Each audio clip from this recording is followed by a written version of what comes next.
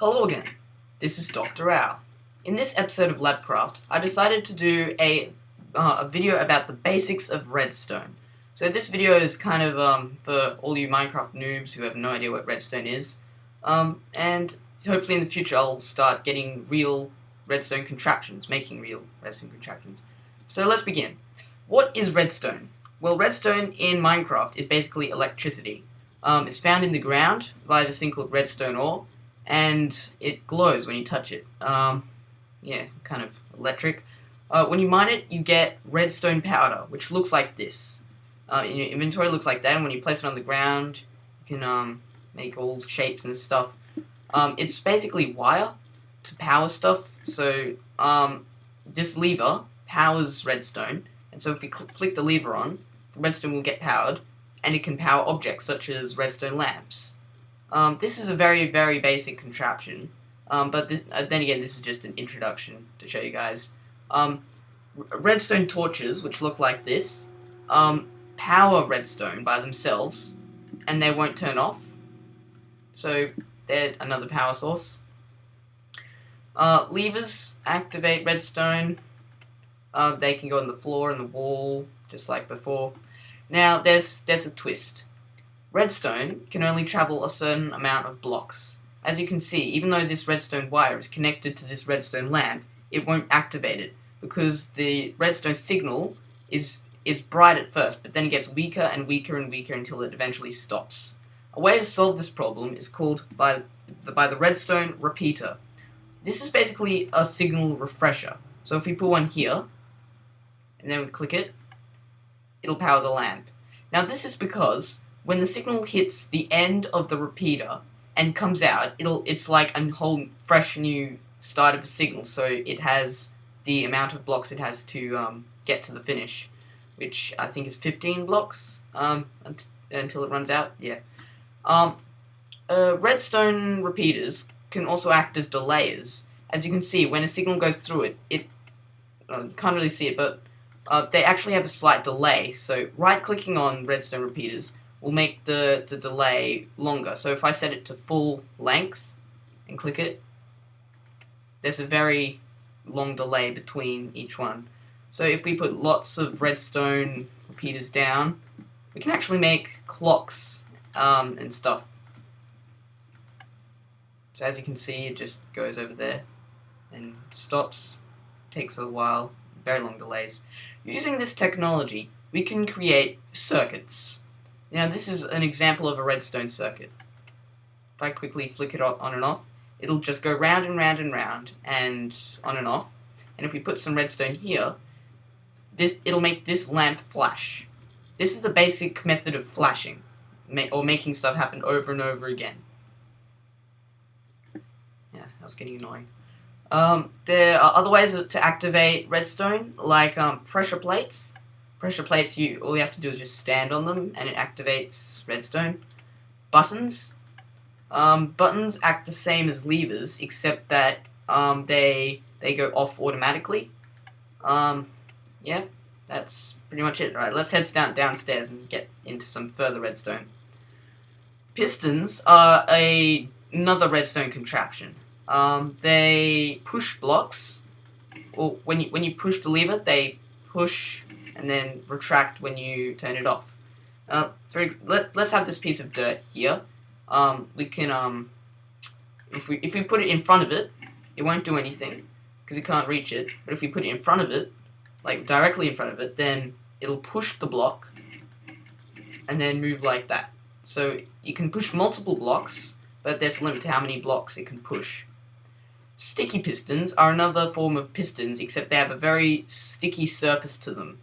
So again, it won't reach that block over there, but if we put it in a bit, this time it pulls the block inwards instead of just pushing it out.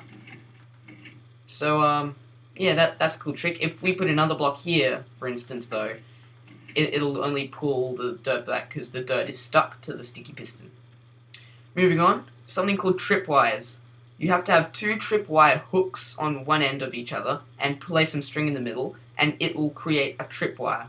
Tripwires are very useful for traps, as they are really small, really hard to see, and as soon as you step on it, a redstone signal will activate at both ends of the tripwire.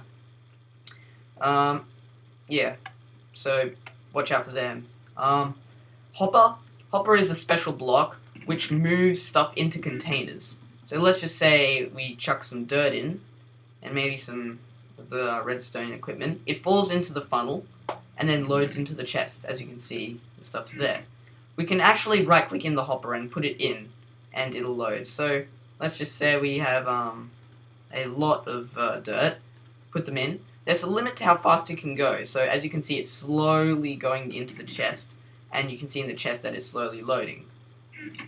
Hoppers are cool because if you can actually make long systems of them, so they all connect up to that way. So if we throw this one in, see, it passes through like normal. If we move this, if we move the dirt to the very beginning and get out the hopper and put it at the start, it'll load through each one and to this one, but because that one's unloading, it's kind of queuing up, I guess, to go into the chest. And that's hoppers. Now, dispensers and droppers. So on the left here we have a dispenser, and on the right we have a dropper. They kind of look like faces, oddly enough. Dispensers will shoot out items, and droppers will drop out items. So here we have a chest. If you grab the diamond and sticks, if we put a diamond in the dispenser, it'll shoot out the diamond, and we can pick it up. Now, if you put multiple things in, like 3 sticks and a diamond, and we shoot it, it'll randomly select one item to shoot out. It won't just do it in order, it's randomized. Yeah, so that time a stick came out. In this situation, there's a 1/4 chance that the diamond will go out on first shot. Dispensers, actually no, dispensers can also shoot out actual projectiles. So let's say we put some arrows, a snowball, and a health potion in. As you can see, the health potion zoomed out. There's the snowball. And then there are the arrows. So it'll shoot out items. So let's collect the arrows again. However, the droppers are a little different, even though it's kind of the same. If you put the arrows in, anywhere, and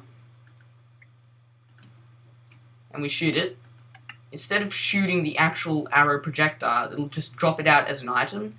It does this for all items, so it's only the dispenser that shoots out projectiles. Yep, that's that. Moving on. Last but not least, the chests. Trap chest and normal chest. So normal chest, I'm pretty sure you're all familiar with. You just open and close it and store items. The trapped chest is something a little different. As you can see, there's a tiny little red bit around the hinge.